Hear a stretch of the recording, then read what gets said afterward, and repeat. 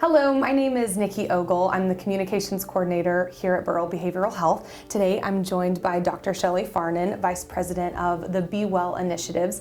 And today we're going to be talking about the holiday season. Now, we know that this could potentially be a stressful time for a lot of us. Talk about just what some of us might be going through and what we might be experiencing right now. You know, the thing about the holidays, Nikki, is that we want so badly to feel joy and to feel this magic of the season, which sometimes we do and some of us are, and others of us are experiencing a great deal of overwhelm, grief and loss, sadness, confusion, worry, and the list goes on and on. So while we want so badly for the joy to just consume us, sometimes that is just not our reality or being realistic about this season. Yeah, I think there's a lot that we all might be experiencing. You mentioned it: joy, grief, loss, financial strain, potential COVID concerns now on the rise again. Just talk about the inherent need for every one of us to feel safe and how we can potentially accomplish that. If there is one thing to take away, it would be that all of us deserve and need to feel and actually be safe. And so we relate that to financial health and safety. We relate that to family relationships and need to feel safe within our families. And if we can, COVID specific, health, just other health related needs there.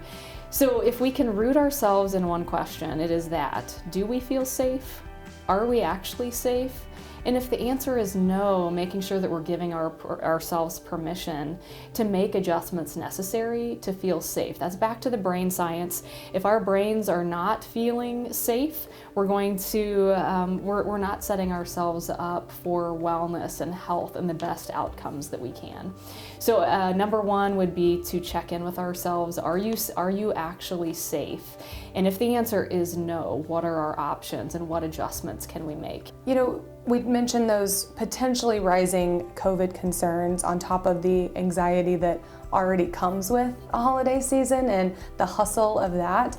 I think maybe a lot of people might have been excited about getting back together with family after at least one, if not 2 years of missing out on those experiences in quarantine or isolation or just trying to protect each other from a virus. And now we're hearing new reports of, potential risk with gathering together. And so can you just talk a little bit about the need for conversations that we may have to have with our family members of, hey, I'm not comfortable gathering together, or I may not feel safe in getting together with family this holiday season. Or we'll come and our family will be masking or things like that. This is a really tough conversation for so many of us right now. We are so ready to be back together with our families, and many of us likely have been for several of the holidays that just recently passed, and then we hear news of the rise of COVID again. But the important thing is, again, how safe do you feel? And what adjustments can we make so you feel as safe as possible for yourself and the people that you're directly responsible for?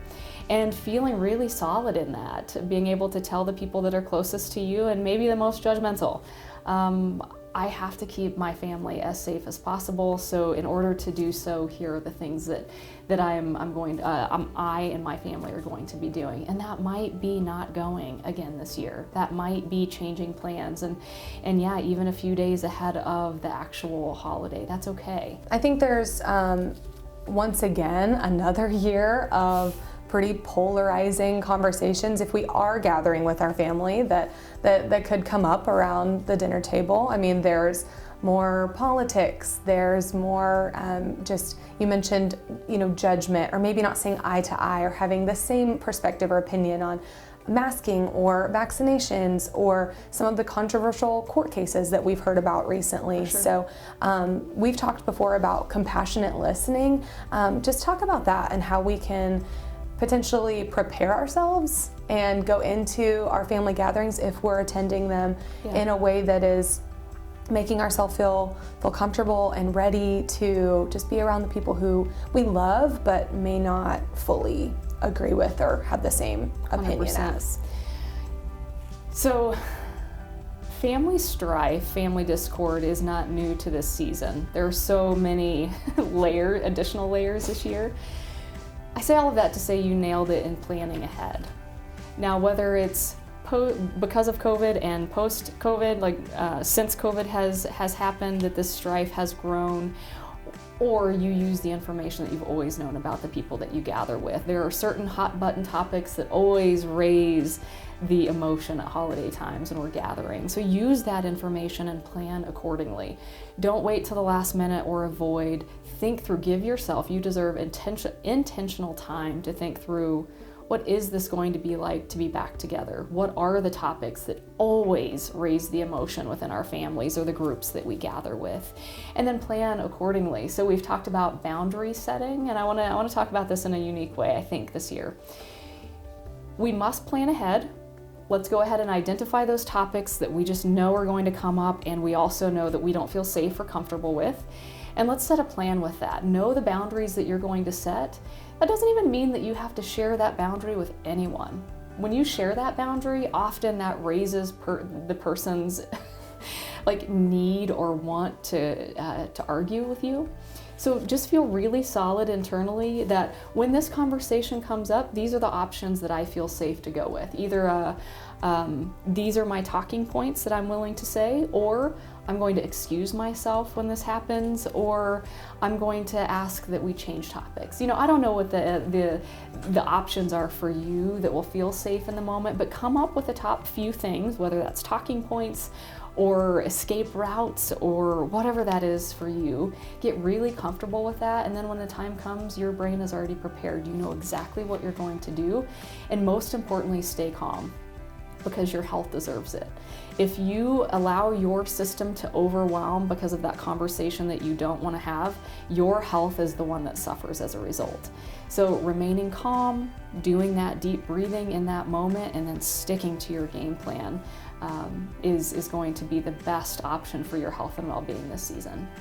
I think the underlying theme is obviously safety and protecting ourselves and protecting our mental wellness and our brain health and our own personal well-being and those who we're responsible for. When it comes to this holiday season, I think the bottom line is, how can we best care for ourselves so that we can be our best selves in the spaces that we're in throughout not only this season, but just moving forward. 100%. Always make sure that you're checking in with how you're doing.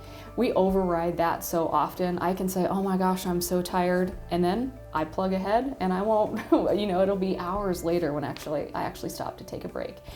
Pause several times through the day, ask yourself how you're doing, and then actually respond. Honor how you're feeling and make adjustments. If you're exhausted, take a break, making sure that you're inserting those breaks. First though, you've got to pause and make sure you're asking, how am I doing and what do I need in this moment?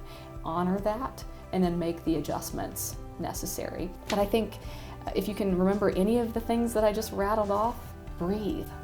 Those breaths into your belly, you can do that during any gathering, any stressor that you're navigating.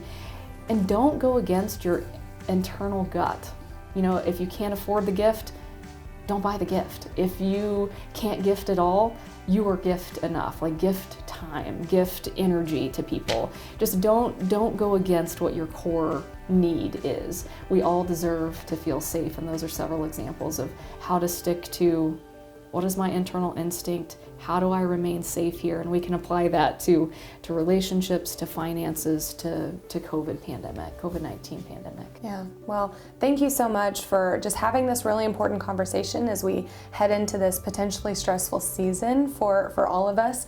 I know that I will be using some of this advice as I navigate the season. I will as well. So thank you again.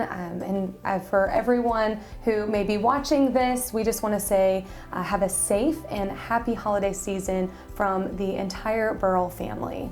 Thank you, Nikki, for leading this conversation, and be well, everyone.